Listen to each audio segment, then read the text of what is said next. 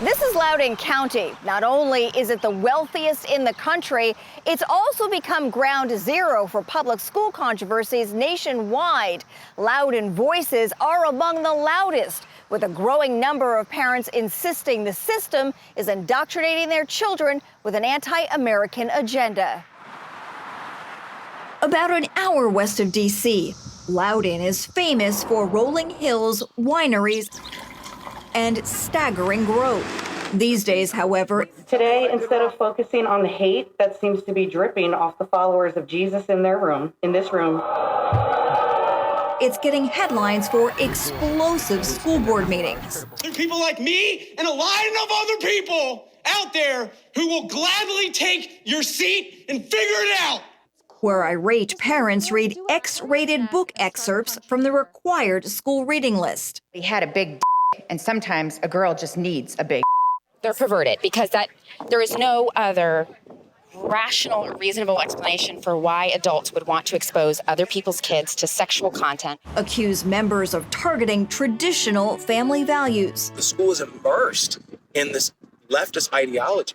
They're teaching essentially children to hate their parents. And sound off. They want to divide us by the color of our skin. On what critics call a divisive race curriculum. CRT is racist. It is abusive. It discriminates against one's color. Week after week. Then why do you have Black Lives Matter? Have all lives matter. Meetings as heated outside as in. Enough of the toxicity and the division and looking at your skin color and your skin color. One group insisting students are used to push politics. I was taught at a very young age what to look for in socialism. What do? They go right to the children. The other trying to drown them out.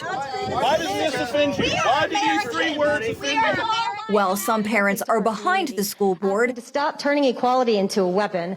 Calls continue to grow from others who say it has got to go, as volunteers collect signatures to recall 6 of the 9 board members. Fight for Schools is going to fight for Loudoun County students, parents, and teachers. Because all eyes are on Loudoun County. We get outreach from places all across the country asking how they can replicate what they're doing here.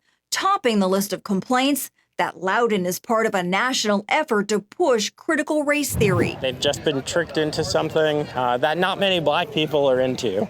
Which opponents say teaches all institutions are racist. We're just trying to let everybody know what these people are doing, and they're trying to, you put a lipstick on a pig, it's still a pig.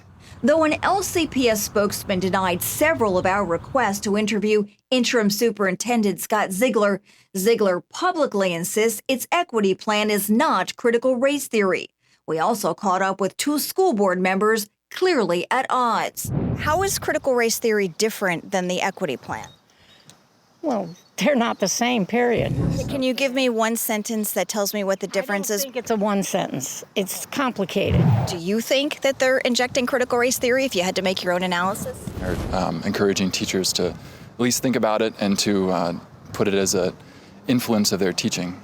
Some parents are suing administrators over race-based initiatives in the plan they claim could stifle free speech and discriminate. One of their equity groups, which I don't really agree with because I actually got rejected joining that group because I'm white. They are doing a lot of their dirty work through teachers. In this virtual Zoom meeting obtained by CBN, we see and hear a group of teachers and the local NAACP's educational chairwoman discussing ways to get school board members in their camp. She especially has a heart for special needs kids.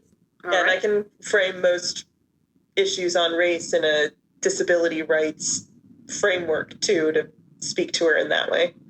Awesome. I will say that Leslie and Ian both ran on the Democratic ticket in the last year. So they did. They better act right.